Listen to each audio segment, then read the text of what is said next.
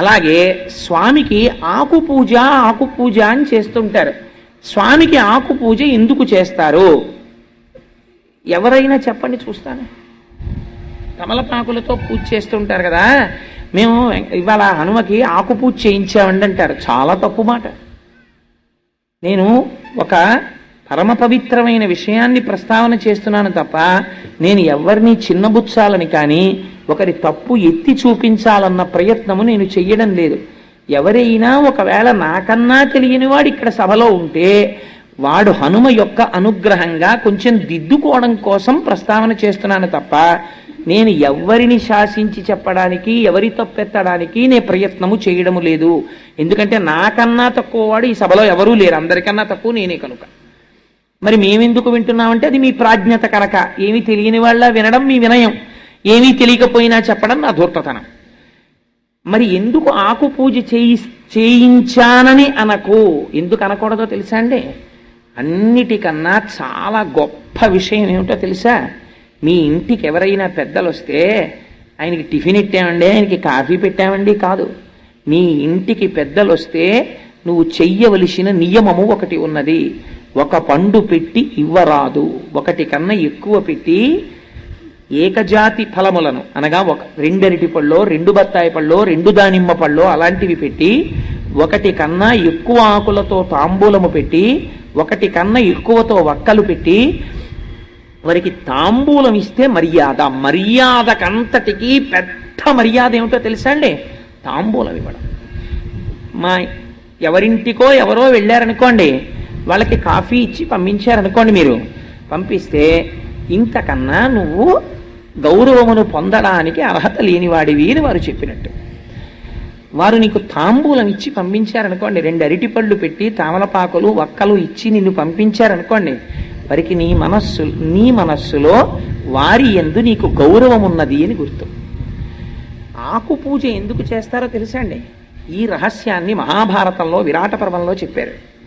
బృహన్నలా రూపంలో అర్జునుడు వచ్చాడు విరాట పర్వంలో కొలువుకి. వస్తే విరాట్ రాజు గారు అర్జునుడిని చూసి ఆశ్చర్యపోయారు. ఏమయ్యా, నిన్ను చూస్తే ఇలా ఉన్నావు, ఇంత తేజస్సుతో, నువ్వు బృహన్నలవా, పేడివాడివా అని అడిగారు. అడిగితే ఆ రోజున విరాట పర్వం ఎప్పుడైనా చెప్పినప్పుడు చెప్తాను, అందులో ఉండేటటువంటి గమ్మత్తులు. ఆయన మహానుభావుడు అన్నారు, అవునయ్యా, కన్యాజనులకు నృత్తము గరతంగా నాకు నేర్పు కలదు, తద్వృత్తమునకు నన్నీలుము అన్నారు. నేను కన్యామునులకు వృత్తం నేర్పుతానయ్యా, నాకు నాట్యం నేర్పుతాను, ఆ పదవి నాకు ఇప్పించవయ్యా చాలన్నారు. అంటే విరాట్ రాజు గారు అన్నాడు, నువ్వు అంతకన్నా చాలా గొప్పవాళ్ళ కనపడుతున్నావయ్యా, శౌర్యం తేజస్సు ఎక్కడికి పోతుందండి? శాతనఖగ్ర ఖండిత లసన్మజ కుంజర కుంభముక్త ముక్తాతత శైల అంటారు తిక్కన గారు. అటువంటి మహాపరాక్రమవంతుడైనటువంటి అర్జునుడు పేడివాడిగా నాట్యం నేర్పుకోవడమా? నిన్ను చూస్తే నాకు అలా కనపట్టలేదో, నువ్వు చాలా ఉత్కృష్టమైన తేజస్సుతో ఉన్నావు, అందుకని ఉండు, నీకు తాంబూలం ఇస్తాను అన్నాడు. అని ఉత్తరని పిలిచి, అమ్మా ఈ మహానుభావుడికి తాంబూలం ఇచ్చి నమస్కరించు అన్నాడు. ఎందుకో తెలుసా అండి తాంబూలం ఇవ్వడం? నీ యందు ఏదో నేను అర్థం చేసుకోలేని గొప్ప తేజస్సు ఉంది. ఆ తేజస్సును నేను నిర్వచనము చేయలేకపోవచ్చు, కానీ నువ్వు తేజోమూర్తి, ఇటువంటి వాడివి నా ఇంటికి వచ్చావు, నువ్వు రావడం చేత నేను ధన్యతని పొందానని నేను అనుకుంటున్నానని నువ్వు చెప్పడం, వారి యొక్క ఉత్కృష్టతని అంగీకరించడం, వారికి తాంబూలం ఇచ్చి పంపడం.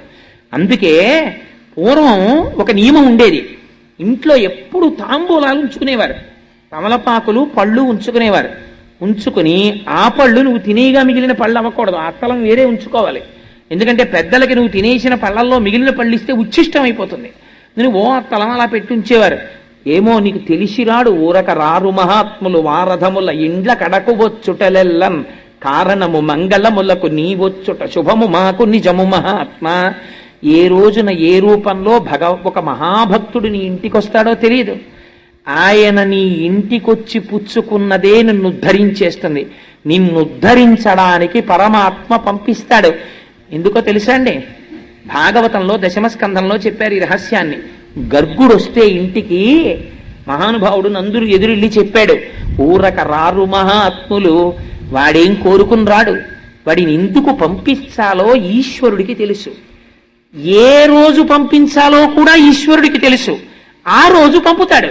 ఊరక రారు మహాత్ములు వారథముల ఇండ్ల కడకు వచ్చుటలెల్లన్ కారణము మంగళములకు మీరొచ్చుట శుభము మాకు నిజము మహాత్మా అన్నాడు. నేర్పింది మనకి శాస్త్రం. అందుకని విరాట్ రాజు గారు తాంబూలం ఇప్పించాడు. కమలపాకుతో పూజ హనుమకి ఎందుకు చేస్తారో తెలుసండి? మహాధీరుడైన వాడెవరైనా ఉంటే, బ్రహ్మజ్ఞాని మహాభక్తుడైన వాడైతే మీరు తాంబూలం ఇస్తారు. ఆయన మహావీరుడు.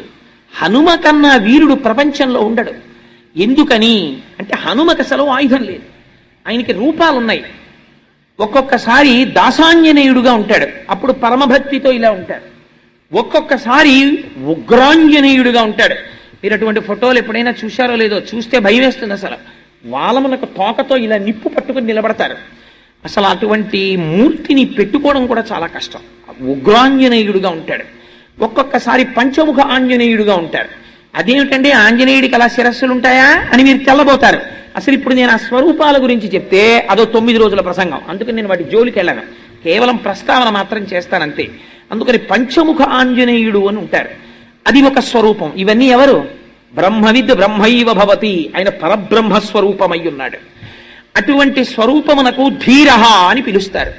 అటువంటి ధీరుడు కనుక అందుకే సుందరకాండ ప్రారంభం చేస్తే ధీరస్సలిల కల్పేషు విచచార యథాసుఖం అని మొదలుపెట్టారు మహర్షి.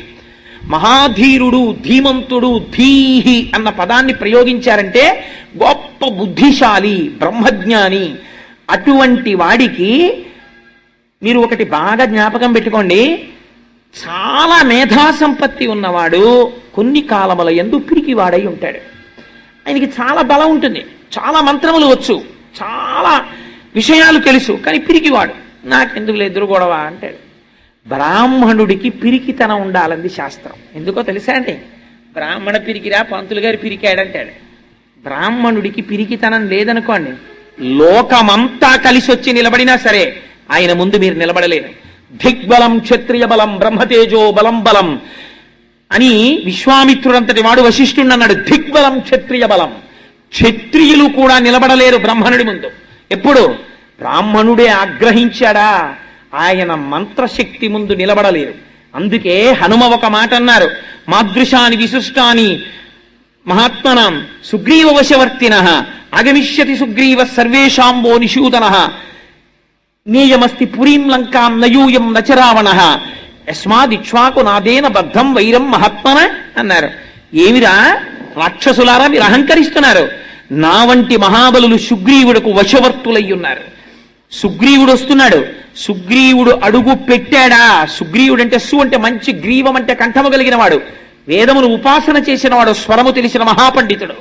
వేదము యొక్క మంత్రముల చేత ప్రతిపాదింపబడిన పరబ్రహ్మ యొక్క స్వరూపమును గుర్తిరిగినటువంటి మహాపురుషులైనటువంటి వారు, బ్రహ్మజ్ఞానులైనటువంటి వాడు, యోగి పురుషుడైనటువంటి హనుమ ఆత్మదర్శనమైన తరువాత, సీతమ్మ దర్శనమైన తరువాత ఈ మాట అన్నారు, నీయమస్తి పురీం లంకాం నయూయం నచరావణః. ఈ లంక లేదు, మీరు లేరు, ఈ రాక్షసులు లేరు, సర్వనాశనం అయిపోతోంది. ఎందుకవుతోంది? యస్మాద్ ఇక్ష్వాకునాథేన బద్ధం వైరం మహాత్మన. ఇక్ష్వాకునాథుడైనటువంటి ధర్మమూర్తి అయిన రామచంద్రమూర్తితో మీరు వైరం పెట్టుకున్నారు, అందువల్ల మీరు నశించిపోతారని చెప్పారు. ఒక యోగి నోటి వెంట ఆ మాట వచ్చింది, అంతే. లంక లేదు, రావణుడు లేడు, రాక్షసులు లేరు, అందరూ నశించిపోయారు. లంకా దహనం చేసేటప్పుడు ఒక్క విభీషణుడి ఇల్లు హనుమ వదిలిపెట్టారు. ఆ ఒక్క విభీషణుడికే పట్టాభిషేకం. ఆయన మాత్రమే లంకని పరిపాలిస్తాడు. మిగిలిన వాళ్ళందరూ నశించిపోవలసిందే పుత్రమిత్ర కళత్రాదులతో. అందుకని ఆయన బ్రహ్మజ్ఞాని, బ్రహ్మము, మహావీరుడు. ఏకకాలమునందు బలము ఉంటుంది, కానీ ఎవరి జోలికి ఆయన వెళ్ళరు. మీరు అందుకే చూడండి, ఎప్పుడో నేను చేస్తానని ముందుకి హనుమ రారు. నియంత్రణలో ఉంటుంది, బలం నిగ్రహంలో ఉంటుంది. జాంబవంతుడికే తెలిసి రహస్యం. రామాయణంలో ఆయన వస్తాడు, వచ్చి ఒక్కసారి చెప్తాడంతే, మహానుభావ హనుమ, నువ్వు రక్షించకపోతే ఎవరు రక్షిస్తారయ్యా? ఈ మాట అనాలి. అందుకే అమ్మవారు కూడా, సీతమ్మ తల్లి కూడా, తమస్మిన్ కార్య నిర్యోగే ప్రమాణం హరిసత్తమ హనుమాన్ యత్నమాస్తాయ దుఃఖక్షయకరో భవ. తమస్మిన్ కార్య నిర్యోగే అని 1కి 10 మాటలు. తమస్మిన్ కార్య నిర్యోగే హనుమా నీ వల్లే ఈ పని అవ్వాలి, నీ వల్లే ఈ పని అవ్వాలి, నువ్వు అందుకు సమర్థుడవు, నువ్వు రక్షించాలి అంటారు. అనగానే ఆయన బలమైన తెలుసుకుంటారు. అంతే, ఒక్కసారి పెరిగిపోతారు. ఇంకా ఎంతమంది అవనివ్వండి, ఆయనకు ఆయుధాలు అక్కర్లేదు. అంతే, శిలాభిస్తు ప్రహరత పాదపైశ్చ సహస్రశ అర్ధయిత్వా పురీం లంకాం అభివర్జ్య చ మైథిలీం సమృద్ధార్థో గమిష్యాన్ విశతాం సర్వరక్షసాం అని బయలుదేరి రాక్షస సంహారం చేస్తారు, బ్రహ్మజ్ఞానోపదేశం చేస్తారు. కేవలము ఏదో తన యొక్క శక్తి చేత రక్షించడము మాత్రమే కాదు. మీరు జ్ఞాపకం పెట్టుకోండి, హనుమ దగ్గర ఒక గొప్పతనం ఉన్నది. అందుకే ఆకు పూజ చేస్తారు. నువ్వెవరాయనికి ఆకు పూజ చేయడానికి? అందుకే వాక్యమును సరిదిద్దుకోవాలి. ఈనాడు హనుమ నా చేత ఆకు పూజ స్వీకరించి నన్ను ధన్యుణ్ణి చేశారనాలి. ఫలానా వారికి ఇవాళ నేను తాంబూలం ఇచ్చాననకూడదు.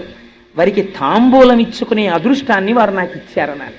వారు పుచ్చుకోకపోతే నీ బ్రతుకు ఏమవుతుంది? నువ్వు ఇవ్వలేవు కదా. వారు పుచ్చుకున్నారు, వారు పుచ్చుకోవడం నీ జన్మకు అదృష్టం. అయ్యా ఇవాళ నైమిత్తిక తిథి మేము స్వీకరించామన్నారనుకోండి, వారు నువ్వేమిస్తావు? నువ్వు ఇవ్వలేవు. వారు అనుగ్రహం ప్రసరించిందనుకో, నిన్ను ధరించాలని వారు అనుకున్నారనుకో, నువ్వు ఇచ్చిన తాంబూలం వారు స్వీకరించవచ్చు. స్వీకరించి ఇవాళ వారు ఆశీర్వచనం చేశారనుకో, అది నీ యందు నిలబడిపోతుంది. అందుచేత హనుమ కేవలము శరీర బలంతో రక్షించడమే అని మీరు అనుకుంటున్నారేమో. హనుమ కాలాతీతుడై రక్షణ చేస్తారు. మీకు ఒక్క ఉదాహరణ చెప్తాను. సముద్రమునకు సేతువుని బంధిస్తున్నారు. ఆ సేతు నిర్మాణం జరుగుతోంది. ఏవో చెట్లు తెస్తున్నారు, రాళ్ళు తెస్తున్నారు, కొండలు తెస్తున్నారు, అన్నీ తెస్తున్నారు. హనుమ ఏ కొండ దగ్గరికి, ఏ రాయి దగ్గరికి వెళ్ళి దాన్ని కదిపితే అది పులకరించిపోయేదట. అమ్మాయ చాలు, హనుమ వచ్చి నన్ను ముట్టుకున్నారని. ఇప్పుడు ఏమైంది? ఒక బ్రహ్మజ్ఞాని యొక్క స్పర్శ తగిలింది. రాతిలో ఉన్నటువంటి రాతితనం పోతుంది. అది గమ్మత్తు. పోయి ఒక్కొక్క నాడు ఒక్కొక్క వస్తువు గమ్మత్తుగా పనికొస్తుంది. అందుకే మీకు రాతిని ఉపాసన ఎక్కడ చేస్తారో తెలుసా అండి? చెక్కితే తీసుకొచ్చి గుళ్ళో పెడతారు. సాలగ్రామం అయితే అభిషేకం చేస్తారు. రెండూ కాకపోయినా రాతిని రాతిగా పూజ చేసేది 2 సార్లే. ఒకటి ఉపనయనంలో చేస్తారు, 2 వివాహంలో చేస్తారు. ఎప్పుడు చేశారండి అని మీకు అనుమానం రావచ్చు. సన్నికళ్ళు తొక్కింది అంటారు. రాయి దగ్గరికి తీసుకెళ్లి కొత్త కోడల్ని తొక్కమంటారు. ఒకసారి శంకరాచార్యులు వారు దిప్పి పొడిచారు సౌందర్యలహరిలో. మా గొప్పవాళ్ళు ఏవయా పరమశివుడు ఇంత సౌందర్యవతి మా అమ్మని వివాహం చేసుకుని తీసుకెళ్లి సన్నికళ్ళు తొక్కించాడా? మా అమ్మ కాలు నొప్పెట్టదు, గొప్పవాడేలే, భలేవాడికి ఇచ్చాం మా అమ్మని తీసుకెళ్ళని. అంటే ఆయన భక్తి అటువంటిది. అందుకని ఆడపిల్లని తీసుకెళ్లి సన్నికళ్ళు తొక్కించారంటారు మంత్రంతో. ఎందుకు తొక్కిస్తారో తెలుసా అండి? ఇప్పుడు మనకి ఎందుకు తొక్కించారో మనకి తెలియదు, ఎందుకు తొక్కామో మనకి తెలియదు, తొక్కించిన వాడికి ఎందుకు తొక్కించాడో తెలియకపోతే ఇంకంతకన్నా అదృష్టం ఇంకోట్లేదు. ఎందుకు తొక్కిస్తారంటే రాయి తొక్కినా కదలకుండా అచలమై ఎలా ఉంటుందో, నువ్వు అత్తవారింటికి వెళ్ళినప్పుడు మొట్టమొదట అన్నీ కొత్త పరిచయాలి. అందుకని ఏమొస్తుందంటే ప్రిజడీస్ అంటే నీ అంత నువ్వు నిర్ణయం తీసుకోగలిగిన స్థితి పైకి ప్రచోదనం అవుతుంది. ఎవరో ఒక ఆయన వస్తాడు, ఏ మరిది గారో, వదిన్ని చూసి సంతోషం, ఏదో ఒక బుక్కును జోక్ వేసేస్తాడు. వదిన పట్ల అలా జోక్ వేయకూడదని అతనికి తెలియదు. కానీ నువ్వు వెంటనే ఒక నిర్ణయానికి వచ్చేసావనుకో, రాత్రి ఆయనకి పాలపోంగు. ఆయన దగ్గరికి వెళ్ళి మీ తమ్ముడు ఎలా అన్నాడో తెలుసా, నా మనసు చిన్నబుచ్చుకుంది అన్నావు అనుకో, అన్నదమ్ముల అనుబంధం అది జీవితాంతం ఉండవలసిన అనుబంధం. నువ్వు గబుక్కుని అన్న మాటకి అంత తోడ పుట్టిన వాడి మీద కూడా చిన్న తేడా స్వభావం వచ్చేస్తుంది. ఆయన్ని కన్న తండ్రి గారి మీద నువ్వు ఒక్క మాట గబుక్కునంటే ఆయనకి తండ్రితో విరోధం వస్తుంది. మీ అమ్మగారు పీక్కు తినేస్తోంది, మీకే ఆఫీస్కి వెడతారు అనో మాట అంటే తల్లి పట్ల వికర్షణ వస్తుంది. అలా తొందరపడి నువ్వు నిర్ణయాలు తీసుకుని మాట మాట్లాడి ఆ ఇంట్లో పుట్టిన పిల్లవాడిని, ఆ కుటుంబాన్ని 2గా 3గా భాగిస్తావేమో. నువ్వు ఉండడం వల్ల, నువ్వు వెళ్ళడం వల్ల ఇంకా ఆ ఇంట్లో అన్నదమ్ములు కలుసుకోని పరిస్థితి వస్తుందేమో. అందుకే శాస్త్రమునందు మర్యాదతో ప్రవర్తించాలి. అలా చెయ్యి కుసుమా. రాయి ఎంత కఠినముగా తొక్కినా కదలక లేకుండా ఉంటుందో అలా తొందరపడి నిర్ణయాలు రాకుండా నీ మనస్సు అంత జాగ్రత్తగా ఉండుగాక. ఎందుకని? కోడలే ఆ ఇంటి వైభవాన్ని నిర్ణయిస్తుంది అని మంత్రము చేత మనస్సుకి ఆ శక్తినివ్వడానికి సన్నికళ్ళు తొక్కిస్తారు. అంత దీర్ఘాయుష్యు రావాలని ఉపనయనంలో గురువు శిష్యుడితో తొక్కిస్తాడు. అటువంటి రాతికి పూజ లేదు. ఆ రాయి మీద ఎప్పుడో ఒక మహానుభావుడు కూర్చుంటే దాని జన్మ ధన్యం అవుతుంది, మళ్ళీ ఆవుగానో పక్షిగానో పుడుతుంది, అది అప్పటి వరకు కదలిక ఉండదు. అటువంటి రాయి ఒక మహానుభావుడు వచ్చి పట్టుకున్నాడు అనుకోండి, ఎంత పులకరించిపోతుంది, అమ్మయ్య నా జన్మ ధన్యం అయిపోయింది. ఆయన పట్టుకోవడం కాదు, నన్ను తీసుకెడుతున్నాడు. ఎక్కడికి తీసుకెడుతున్నాడు? రామకార్యంలోకి. ఇప్పుడు ఎక్కడ పడేస్తాడు? సముద్రంలో పడేస్తాడు. ఇప్పుడు ఎవరు తొక్కుతారు? రామకార్యం మీద వెళ్లే వానరులందరూ తొక్కుతారు.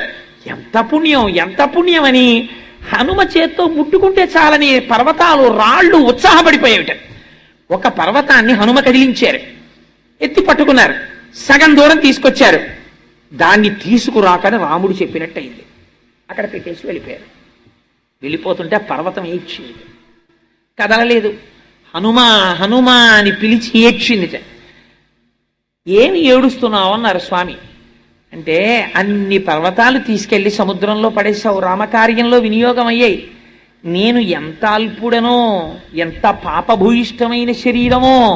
నిజంగా వాళ్ళు ఎవరో, నేను రామాయణం చెప్పే రోజుల్లో పాట పాడుతుండేవారు, నాకు చాలా గమ్మత్తుగా ఉండేది. ఏదో రాతినైనా కాకపోతిని రామపాదము సోకగా, ఏదో ఆఖరికి సాకలినైనా కాకపోతిని ఆ రాముణ్ణి కనీసం నింద చేసైనా సరే రామనామము చెప్పగా, పక్షులు పశువులు రాముడి గురించి చెప్తుంటే మనిషినై ఉండి కూడా రామనామము చెప్పకపోతిని అని బాధపడుతూ వాళ్ళు పాట పాడుతుండేవారు. చాలా గమ్మత్తుగా ఉండేది నాకు ఆ పాట వింటుంటే. అలా ఒక పర్వతం నేను పడలేకపోయాను సముద్రంలో అని ఏడుస్తోంది. చూస్తే హనుమ వెనక్కి వచ్చారు. ఎందుకు ఏడుస్తున్నావు అని అడిగారు. అడిగితే నన్ను సగం దూరం తీసుకొచ్చి వదిలేశారు, నన్ను తీసుకెళ్ళలేదు అంటే నాకు రామాజ్ఞ కింద వినపడింది ఆ పర్వతాన్ని తేకు అని. అందుకని ఏడవకు, నేను కనుక్కొస్తాను, నన్ను ఎందుకు తేవద్దన్నారో స్వామి అని రామచంద్రమూర్తి వెళ్ళి నాకేమిటో మీ ఆజ్ఞలా వినపడింది, ఆ పర్వతాన్ని మధ్యలో వదిలేశాను, యథార్థమనకు మీ ఆజ్ఞ ఉన్నదా, తీసుకురావద్దు అని అడిగారు. అడిగితే స్వామి అన్నారు, అవును, ఆ పర్వతమునకు ఒక మహోత్కృష్టమైన స్థితి ఉంది. కేవలము ఈ పుణ్యం కాదు, ఇంతకన్నా గొప్ప పుణ్యంతో నాకు బిరుదునామాన్ని ఇచ్చేటటువంటి స్థితికి ఆ కొండ ఒక రోజున వస్తుంది. ఎప్పుడో తెలుసా? వచ్చే అవతారంలో నేను కృష్ణమూర్తిగా వస్తాను. ఆ కొండని 7 రోజులు నా చితికిని వీలి మీద ఎత్తి పట్టుకుంటాను. అప్పుడు నన్ను గోవిందుడని పిలుస్తారు. ఆనాడు ఆ పర్వతానికి నేను పూజ చేయిస్తాను. ఇదిగో ఈ పర్వతానికి పూజ చెయ్యండి అని చేయిస్తాను. అందుకని ఆ పర్వతం చాలా పుణ్యమైంది, దాన్ని కేవలం సముద్రంలోనైనా పడేయడం. హనుమా అందుకని తేవద్దన్నాను. నువ్వు పట్టుకోవడం వల్ల ఇప్పుడు ఆ పర్వతానికి మరింత పుణ్యం వచ్చేసింది. ఎవరు చెప్పుకున్నా గోవిందా గోవిందా గోవిందా అని ఆ రోజున గోవర్ధన పర్వతాన్ని స్వామి పైకెత్తాడని చెప్పుకుంటారు. అంత గొప్పతనం ఆ పర్వతానికి వచ్చిందన్నారు. హనుమ ముట్టుకుంటే, హనుమ స్పృశిస్తే, హనుమతో మాట్లాడితే చాలు ఉద్ధరింపబడ్డాయి మీరు. అందుకే రామాయణాన్ని ఆ కోణంలో పరిశీలన చెయ్యాలి. అందుకే మీరు చూడండి, హనుమతో సంఘం ఉందనుకోండి మీకు. సుగ్రీవుడు హనుమని నమ్ముకున్నాడు. ఒక్కొక్కసారి హనుమ ఎలా మాట్లాడేవారో తెలుసా? సుగ్రీవుడిని తలకాయ తీసేసుకోవాలి సుగ్రీవుడు. రామలక్ష్మణులు నడిచి వచ్చేస్తున్నారు కిష్కింధకాండలో. చూశాడు సుగ్రీవుడు, అంతే భయపడి పారిపోతున్నాడు. ఎందుకు అలా పారిపోతున్నావు అన్నారు హనుమ. వాళ్ళని చూస్తే చూడు ఎలా ఉన్నారో, చాలా తేజోవంతులుగా ఉన్నారు, నన్ను చంపడానికి మా అన్న పంపించి ఉంటాడు, అందుకని పారిపోతున్నానన్నారు. అంటే హనుమ అడిగారు, రేపు పొద్దున్న రాజ్య పరిపాలన చెయ్యవలసినటువంటి ప్రభువుకు ఉండవలసిన లక్షణం ఏదైనా ఉందా నీలో? ఇంత పిరికితనమా? వచ్చిన వారెవరో తెలుసుకోకుండానే పరుగులు పెడుతుంటావా? ఏమిటి దైన్య బుద్ధి, సిగ్గుగా లేదు నీకని అడిగారు. అడిగితే సుగ్రీవుడు అన్నాడు, అయితే నువ్వు వెళ్ళి కనుక్కొస్తావా వాళ్ళు ఎవరో అన్నాడు. అని మళ్ళీ ఎంత అనుమానం అంటే, నువ్వు హనుమగా వెడితే నాకు భయం, వేషం మార్చుకుని వెళ్ళన్నాడు. తన ప్రభువుకి నమ్మకం కల్పించడం కోసమని తాను పరివ్రాజకుడిగా మారి రామలక్ష్మణుల దగ్గరికి వెళ్ళారు. వెళ్ళి ఇలా చూడగానే వీళ్ళ దగ్గర దొంగ వేషాలతో మాట్లాడక్కర్లేదని మళ్ళీ వానరం అయిపోయాడు.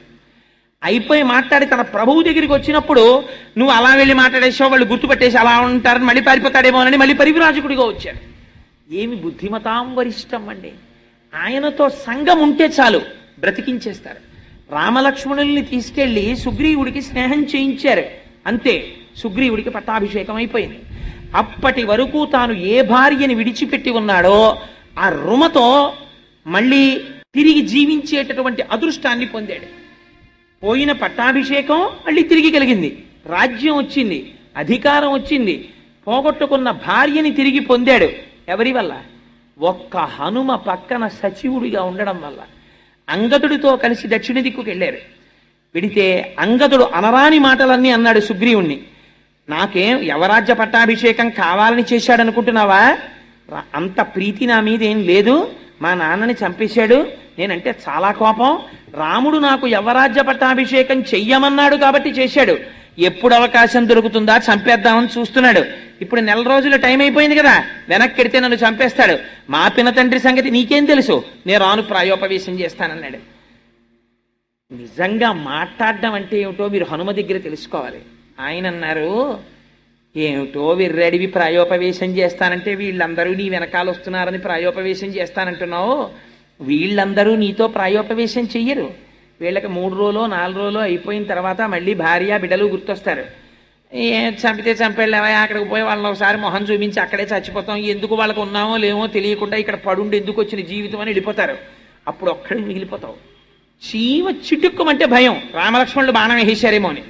ఈ పర్వత గుహని డొల్ల చేసేస్తాయి లక్ష్మణ బాణాలు. నువ్వు ఎక్కడ దాక్కున్నా విడిచిపెట్టడు. నువ్వు శరణాగతి చేశావా వదిలిపెట్టేస్తాడు. అందుకని రామలక్ష్మణుల యొక్క బాణముల ధాటి నుంచి తప్పుకుందామని అనుకోకు అంగదా. వెనక్కి రా, కార్యం మీద బయలుదేరు, నా మాట విను, సముద్ర లంఘనం చేద్దాం బయలుదేరమని తీసుకెళ్లారు. హనుమతో సంబంధం, హనుమ మాటలు, హనుమ స్తోత్రం మిమ్మల్ని ఉద్ధరించేస్తాయి. మీకు ఇవాళ ఇంత పరమ పవిత్రమైనటువంటి రోజు కాబట్టి మీకు ఒక యథార్థమైన విషయం జ్ఞప్తి చేస్తాను. ఇది పరాశర సంహితాంతర్గతం. ఎప్పుడైనా మీకు ఒంట్లో బాగుండలేదు, మీకు అంత పెద్ద అనారోగ్యం మీ ఒంట్లో ఉందన్న సంగతే మీకు తెలియదు అనుకోండి. అలా తెలియని పరిస్థితుల్లో అనుకోకుండా ఎప్పుడో హాస్పిటల్కి వెళ్తే డాక్టర్ గారు చూసి, అమ్మో మీలో చాలా తేడా ఉందండి, మీకు తెలియట్లేదు కానీ ఓసారి ఫలానా టెస్ట్ చేయించండి అని ఏదో టెస్ట్ చేసి, అయ్యా మీకు తెలియదు కానీ మీ జీవితంలో చాలా ప్రమాదకరమైన వ్యాధి లోపల పొంచి ఉన్నది అంటే, అలాంటప్పుడు ఏం చెయ్యాలి అని అడిగితే ఏం చెప్పారో తెలుసా పెద్దలు?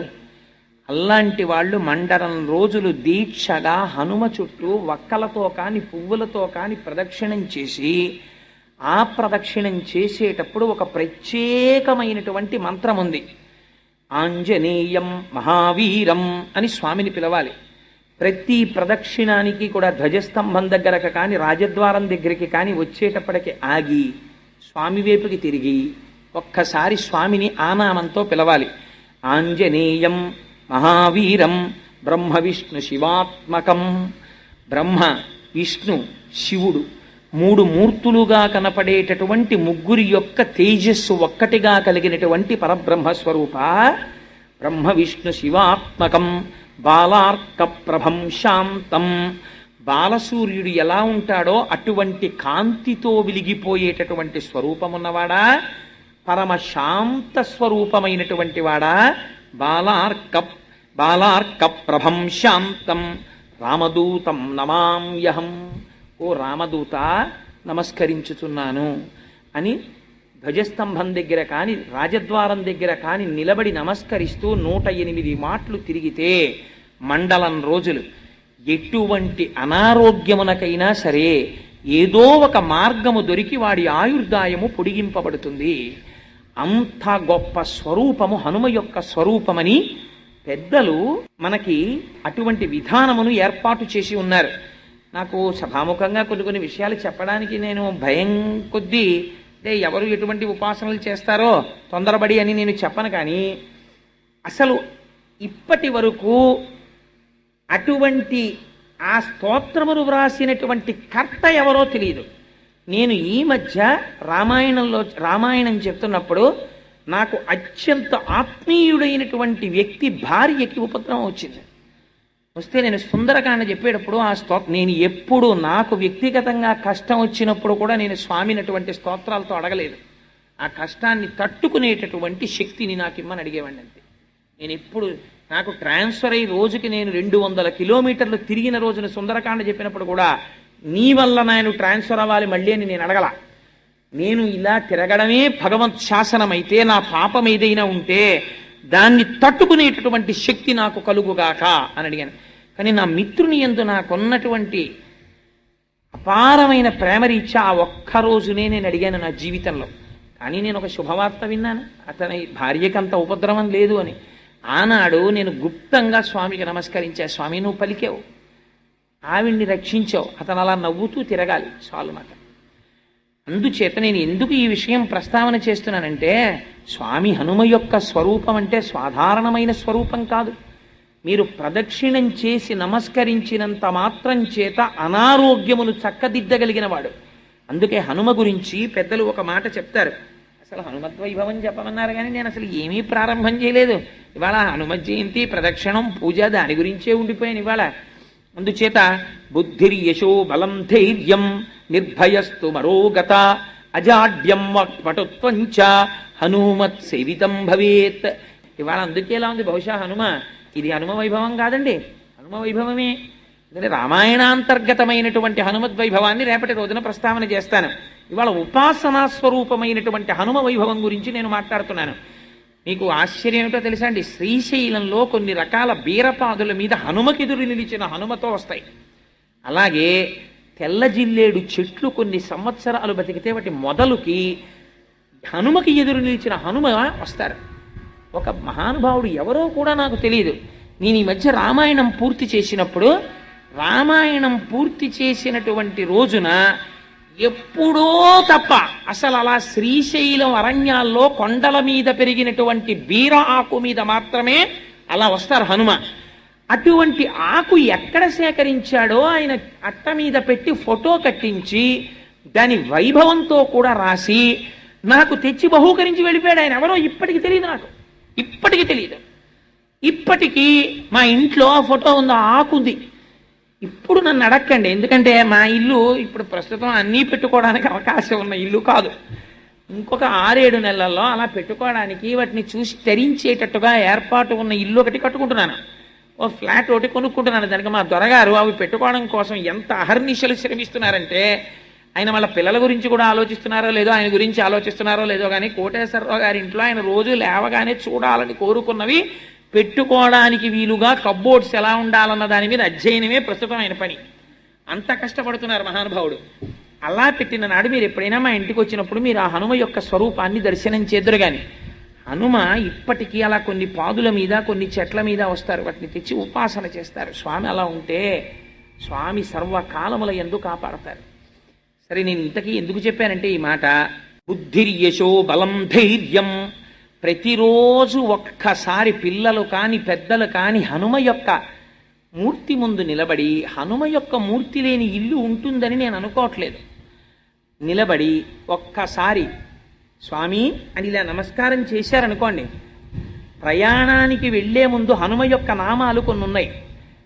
ఆ నామములను మీరు ఒక్కసారి చదివి బయలుదేరారనుకోండి, ప్రయాణ కాలంలో వెడుతున్నప్పుడు మీకు ఏదైనా ప్రమాదము జరగవలసి ఉన్నది అనుకోండి గ్రహరీత్యా, అప్పుడు యాక్సిడెంట్ అంటారు, ప్రమాదం జరిగి నెత్తురు చిందవలసినటువంటి రోజు గ్రహస్థితిలో వచ్చిందనుకోండి, అప్పుడు మీరు హనుమానం జనాసూను వాయుపుత్రో మహాబల రామేష్ట ఫల్గుణస్సక పింగాక్షో అమిత విక్రమ బుధదిక్రమణశ్చైవ అని ఆ నామాలుంటాయి. ఆ నామాల్ని మీరు ఒక్కసారి చదువుకునేవి ఎన్నో ఉండవు. ద్వాదశైతాని నామాని కపీంద్రస్య మహాత్మన 12 నామాలు. 12 నామాలు చదివి మీరు వెళ్ళారనుకోండి, ఆ రోజు మీకు ఏ చెయ్యి తెగిపోవడమో, కాలు తెగిపోవడమో, తల పగిలిపోవడమో అయిపోయి నెత్తురు వరదలై కింద పడిపోయి స్పృహలేని స్థితిలో ప్రాణాపాయమునకు వెళ్ళవలసిన వాణ్ణి స్వామి ఏం చేస్తారో తెలుసా అండి? మీరు బస్సు ఎక్కుతూ ఉండగా పైకి లేచిన ఏ రేకో కాదుకు తగిలి ఒక్క నెత్తురు బొట్టు కారి వదిలిపెట్టేస్తారు. జరగదా? జరుగుతుంది. ఎలా? వరద కింద వెళ్ళిపోవలసిన నెత్తురు ఒక్క బొట్టుతో కింద పడి వదిలిపెట్టేస్తుంది. అంత శక్తి స్వరూపం స్వామి, మహానుభావుడు, పిలిస్తే పలికేటటువంటి స్వరూపం హనుమ. అందుచేతనే బుద్ధిర్యశో బలం ధైర్యం. ప్రతిరోజు పిల్లలు హనుమకి నమస్కారం చేశారనుకోండి, బుద్ధి విశేషణమైన ప్రచోదనాన్ని పొందుతుంది. యశో అపారమైనటువంటి కీర్తిని పొందుతాడు. బలం శరీరాంతర్గతమైనటువంటి బలం ఉంటుంది. ధైర్యం, బలముండి పిరిగితనముండి ప్రయోజనమేమి? ధైర్యం ఉండాలి. ఆ ధైర్యం వస్తుంది. బ్రాహ్మణుడికి పిరిగితనం ఉండడం శ్రీరామరక్ష ఒక రకంగా. ఎందుకో తెలుసా అండి? వాడికి కానీ తెంపరితనం వచ్చేసింది అనుకోండి బ్రాహ్మణుడికి చాలా ప్రమాదం వచ్చి, అందుకే పురాణాల్లో పాడైపోయిన వాడి గురించి ఉదాహరణ చెప్పవలసి వస్తే బ్రాహ్మణే చెప్తారు. గుణనిధి మొదలైన వాడి ఎక్స్ట్రీమ్స్, వాడు ఉద్ధరించిన వాడే పతనమైపోయినా వాడే, రెండు వైపులా.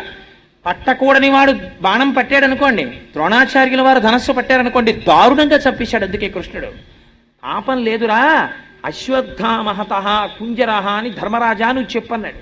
ఎందుకు? నువ్వు గురువువి, బ్రాహ్మణుడివి, ఉపదేశం వరకే. నువ్వు ఆయుధం పట్టడం ఏమిటి?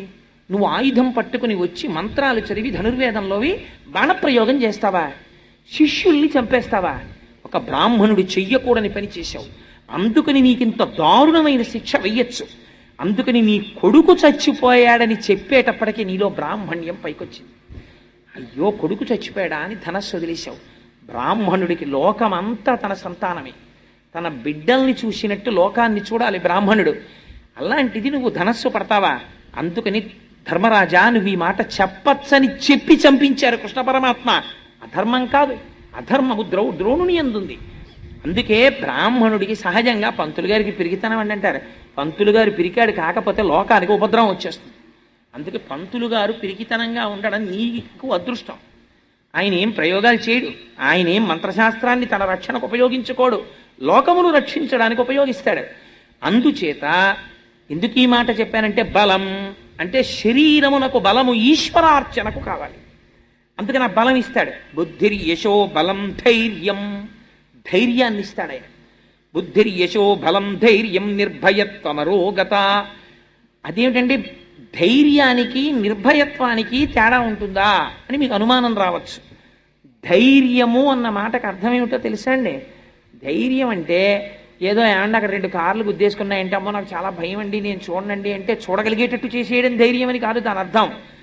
ధైర్యము అంటే కష్టము వచ్చినప్పుడు కూడా భగవంతుని యొక్క పాదములు విడిచిపెట్టకుండా గొప్ప పూనికతో ఈశ్వరుడి పాదములే పట్టి ఈ కష్టము నా కర్మ ఫలితముగా వచ్చే ఇంత చిన్న ఫలితముతో సరిపెట్టి నన్ను కృతకృత్యుణ్ణి చేసి రక్షించిన భగవంతుని పాదములు విడిచిపెట్టనన్న పూనిక నీయందు నిలబెట్టిన ఈశ్వర ప్రచోదనమునకో ధైర్యమని పేరు. నిర్భయత్వం ప్రతిదానికి భయపడిపోవడం, మానసిక రుగ్మత అది పోగొట్టడం నిర్భయత్వం. అరోగత ఎప్పుడు రోగం 2 రకాలు. ఉన్న రోగం ఒకటి, లేని రోగం ఆపాదించుకోవడం ఒకటి. ఎందుకని ఒక్కొక్కడు ఉంటాడు మీరు చూడండి, ఇనప ముక్కలా ఉంటాడు, కానీ నాకండి ఏమిటో అంటాడు. డాక్టర్ కూడా చెప్తాడు నీకేం లేదురా మహాప్రభో అంటాడు. వీడు మాత్రం తిరుగుతూనే ఉంటాడు. నేను చాలా మందిని చూశాను జీవితంలో, కొంతమంది స్నేహితుల్ని చూశాను. ఏమంటే అలా ఉన్నామంటే డాక్టర్ గారి దగ్గరికి వెళ్ళానండి. ఏ డాక్టర్ గారి దగ్గరికి? లోపలికి వెడితే 200, బయటకు వస్తే 200 డాక్టర్ గారి దగ్గరికి వెళ్ళానండి. ఆయనకి చూపించుకున్నాను, 1000 రూపాయలు టెస్టులు రాశారు, అన్నీ రాసి ఏం పిడరాయలే ఉన్నావు, నీకేం జబ్బు ఏం లేదురా, నువ్వు ఇవాళ నుంచి భోజనం అనేసి ఇనపగుళ్ళు తిని జీర్ణమైపోతుంది అన్నాడండి. మరి ఏం ఉత్సాహంగా ఉండాలి కదా, అదే తెలియట్లేదు మాస్టారు, ఇక్కడ ఏంటో చురుక్కుమంటుంది ఏం లేదంటాడు. ఏంటంటాడు? వాడికి ఏం లేదు, వాడికి చురుక్కు, వాడి మానసిక బాధ. ఇది పోగొట్టడం అరోగత. నిర్భయత్వమరోగత. అజాడ్యం, జాడ్యం లేకుండా చేయడం అది అంతకన్నా ప్రమాదం. అంటువ్యాధి 2 రకాలు. ఒకటి తనంత తానుగా వచ్చిన అంటువ్యాధి, రెండోది ఇంకోడికి అలా చేసేస్తాడు వాడు. ఒక్కొక్కడు ఉంటాడు, వాడి సాన్నిహిత్యంలోకి వాడి స్నేహంలోకి మీరు వెళ్ళారనుకోండి, మిమ్మల్ని పిరికివాడిని చేసేస్తాడు, మిమ్మల్ని నాస్తికుణ్ణి చేస్తాడు, మిమ్మల్ని పనికి మాలిన వాడిని చేస్తాడు. ఎందుకని వాడి ప్రసంగం యొక్క ధాట్ ఎటువంటిది, వాడు మిమ్మల్ని ఉద్ధరించాడు, పతనము వైపుకి తీసుకెళ్ళిపోతాడు. ఇలాంటి దిక్కుమాలిన ఆలోచన మనస్సు ఎందు లేకుండా చేయడం అజాడ్యం. వాక్పటుత్వంచ, వాక్పటుత్వం అంటే సభలోకి వెళ్ళి గంటలు మాట్లాడడం కాదు. ఆ మాట ఆయన నోటి వెంట వచ్చిన మాట విన్న వాళ్ళ యొక్క జీవితములు చక్కదిద్దేటట్టుగా, వారికి ఉన్నటువంటి లోపములను దిద్ది వారిని మంచి మార్గము వైపుకి నడిపించేటటువంటి శక్తి వాక్కునకు ఆవాహన అయి వాక్కును అగ్నిగా మార్చి అజ్ఞాన దాహకత్వము చేయగలిగినటువంటి జ్ఞానము వాక్కునందు ప్రచోదనము చేయగలిగినటువంటి శక్తి ఈశ్వరానుగ్రహముగా ఒకటి వాయువునందు నిక్షేపింపబడి వాక్కుగా మారితే వాక్పటుత్వంచ హనుమత్ సేవితం లభేత్. ఎవరు హనుమ యొక్క పాదములు పట్టి సేవిస్తున్నారో వారికి లభిస్తాయి. ఇంకింతకన్నా ఏం కావాలండి జీవితంలో? మాకు ఇవన్నీ కావాలండి అంటే హాయిగా ఏ వస్తువైనా 10 రూపాయలే అని అట్టముక్క మీద కనపడింది అనుకోండి, వీడికి అవసరం ఉన్నా లేకపోయినా లోపలికి వెడతాడు. ఎందుకని? ఏ వస్తువైనా 10 రూపాయలే, ఏమో 12 రూపాయలు ఉందేమో, 12 రూపాయలది 10 రూపాయలు కొనుక్కుంటే వాడి జీవితమే ఉద్ధరింపబడిపోయినట్టు సంతోషిస్తాడు. ఇంతకేది పుట్టుకు నిరిగిపోతుంది. 10 రూపాయలదే కొనుక్కుంటే నా జన్మ ఎంత బాగుండో అనుకుంటాడు. ఋషులు నీకు అభయం ఇచ్చారు, ఇవన్నీ నీకుంటాయిరా, నువ్వేం చేయక్కర్లేదు. స్వామి ఉన్నారన్న పూనికతో ఒక్క నమస్కారము చెయ్యి. ఆ పూనిక ప్రధానం. తులసీదాస్ గారు తెల్లవారుజామున చంద్రభాగా నదిలో స్నానం చేద్దామని చీకట్లో ప్రార్థన చేసుకుంటూ భజన పాడుకుంటూ వెళ్ళిపోతున్నారు. వెళ్ళిపోతుంటే పాపం 2 కళ్ళు లేనటువంటి అంధుడు ఒక ఆయన ఇంట్లో ఉండేవాడు. ఆయన ఇంట్లో వాళ్ళు, నీకు కళ్ళు లేవు, ఏ పనికి పనికిరావు, కానీ నీకు మాత్రం 3 పూట్లా పెడుతూ ఉండాలి, మేపుతూ ఉండాలని తిడుతుండేవారు. ఎందుకు ఈ జన్మ, ఆత్మహత్య చేసుకు చచ్చిపోదామని చెప్పి ఆయన బయలుదేరి చీకట్లో ఎవరూ చూడకుండా, మనకి తెల్లారకట్ట లేచి సంధ్యావందనం చేయాలంటే తెల్లారకట్ట బాగా నిద్రపడుతుంది. 4 గంటల నుంచే బాగా నిద్రపడుతుంది చాలా మందికి. చూడండి, 3 వరకు నిద్రపట్టదండి, 3కి నిద్రపడుతుంది, పాలవాడు వచ్చేస్తామని బాధపడతాడు వాడు. ఎందుకంటే మరి పాలవాడు రూపంలో వచ్చి వీడిని లేపాడు అనుకోడు. అప్పుడు పడుకుంటేనే బాగా నిద్రపడుతుంది వాడికి. సో నేను ఎందుకు చెప్పానంటే ఈ మాట, ఇంతకీ తెల్లవారుజామున చంద్రభాగా నది ఒడ్డున పాపం తిరుగుతూ స్నానం చేద్దామనుకున్నటువంటి ఆ తులసీదాస్ గారు అనుకోకుండా ఆత్మహత్య చేసుకుందామని చెప్పి వచ్చిస్తున్నటువంటి వ్యక్తిని గుద్దేశారు. ఆయన పడిపోయాడు. పడిపోతే తులసీదాస్ గారు చూసి ఆయన్ని పైకి లేపి అన్నారు, నాయనా నేనంటే ఏదో భజన స్తోత్రం పాడుకుంటూ చూడలేదు, నువ్వైనా చూడలేదా నాయనా, చూడవయ్యా అన్నారు. అనేటప్పటికీ ఆయన కళ్ళు వచ్చేసాయి. మహానుభావ మీరు చూడండి అనేటప్పటికీ కళ్ళు వచ్చాయి. ఆయన పాదాల మీద పడి నమస్కారం చేశారు. నదిని దాటి రాత్రులందు శత్రువులు వస్తారేమో అని పహరా కాస్తున్నారు సైన్యం. వాళ్ళు చూశారు. చూసి గబగబా వెళ్ళి పాదుషాకి చెప్పారు, ఏమి అద్భుతం, తెల్లవారుజామున తులసీదాసు గారు చంద్రభాగా నది ఒడ్డున తిరుగుతూ అక్కడ కనపడినటువంటి ఒక అంధుణ్ణి గుద్దేసి చూడమంటే కళ్ళు వచ్చాయన్నారు. వెంటనే పాదుషా అన్నాడు, తులసీదాస్ గారిని సభకి తీసుకురండి అన్నాడు. తీసుకొచ్చారు. తీసుకొస్తే తులసీదాస్ నువ్వేవో కొన్ని గారడీలు చేస్తావుట కదా, చెయ్యి అన్నాడు. అంటే తులసీదాస్ గారు అన్నారు, నాకు గారడీలు చెయ్యడం అలవాట్లేదు, నేను గారడీ చేసేవాడిని కాను. అంటే ఆయన అన్నాడు, నువ్వు తెల్లవారకట్ట ఎవరో కళ్ళు లేని వాడిని చూడు అంటే కళ్ళు వచ్చేయట కదా, అలాంటివి కొన్ని ప్రదర్శించి ఇప్పుడు అన్నారు. నేను ప్రదర్శించడం ఏమిటి? అనుకోకుండా నా నోటి వెంట వచ్చినటువంటి మాట అబద్ధం కాకూడదని సత్యం చేసిన వాడు భగవానుడు. కన్నులు నేనివ్వలేదు, ఈశ్వరుడు ఇచ్చాడు. ఎందుకు ఇచ్చాడు? వీడు చూడు అన్నాక కూడా వాడు చూడలేకపోతే వీడు అన్న మాట వ్యర్థమైపోతుందని నా మాట నిజం చెయ్యడానికి ఈశ్వరుడు అనుగ్రహించాడు. అది మరిచిపోయి నన్ను గారడీ చేయమంటాయేంటి? అలా చేసేవాడిని నేను కాను. అలా నేను ఏదో వేలంబరానికి అవి ఇవి చెయ్యను. అది ఆనాడు నా నోటి వెంట అప్రయత్నంగా వచ్చింది. ఆయనకి కళ్ళు లేవన్న విషయం కూడా నాకు తెలియకుండా వచ్చింది. కానీ వీడి నోటి వెంట వచ్చిన మాట అబద్ధం కాకూడదని స్వామి చేశాడు. అంతేగాని అస్తమానం నేను అలా చేస్తానే, అది తప్పు, నేను చేయనన్నాడు. నేను చెప్పినా చేయవా అన్నాడు. నువ్వు రాముడి కన్నా గొప్ప, నేను చేయనన్నాడు. అంటే నేను చెప్పినా వినటం లేదు కనుక కొరడాలతో కొట్టండి అన్నాడు. అహంకారం అనేటప్పటికీ చుట్టూ ఉన్నటువంటి ఆ సైన్యం వచ్చారు కొరడాలు పట్టుకుని తులసీదాస్ గారిని కొట్టడం కోసమని కొరడాలు పైకెత్తారు. అప్పుడు తులసీదాస్ గారు హనుమాన్ చాలీసా చేశారు. మహానుభావుడు స్వామి హనుమ మీరున్నారు, నన్ను రక్షించి తీరుతారని మనస్సులో హనుమని ఉపాసన చేస్తూ తులసీదాస్ గారు చాలీసా చేశారు. చాలీసా చెయ్యగానే పరమ సత్యం ఏమిటో తెలుసా అండి?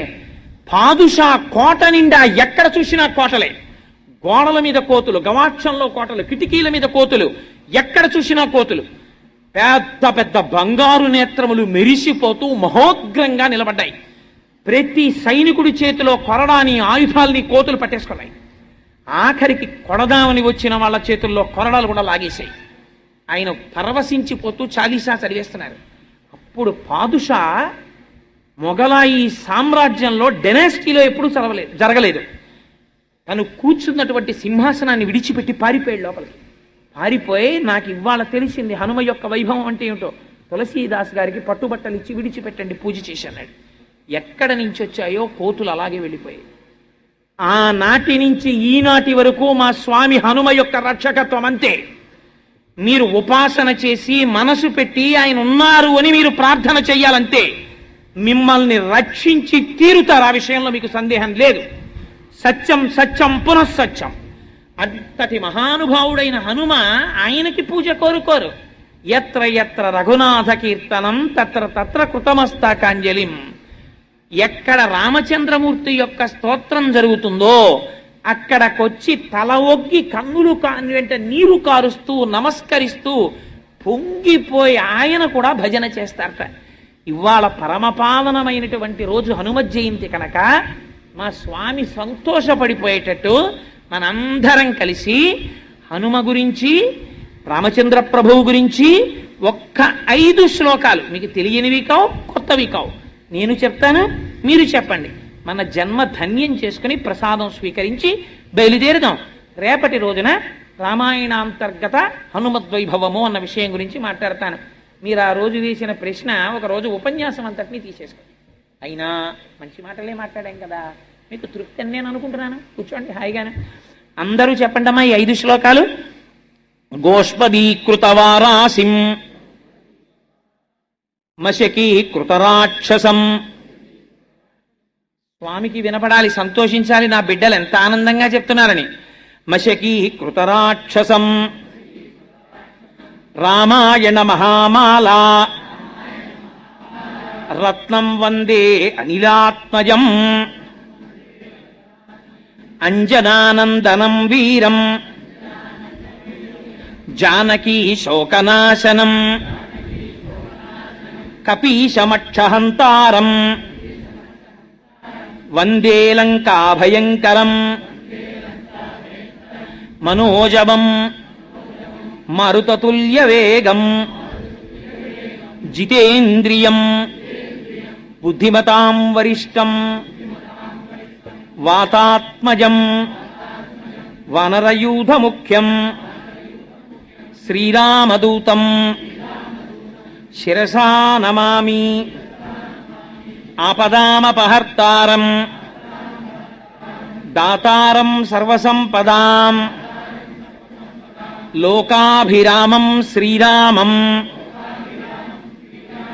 భూయో భూయో నమామ్యహం. శ్రీరామచంద్రం శ్రితపారిజాతం సీతాముఖాంబోరుహ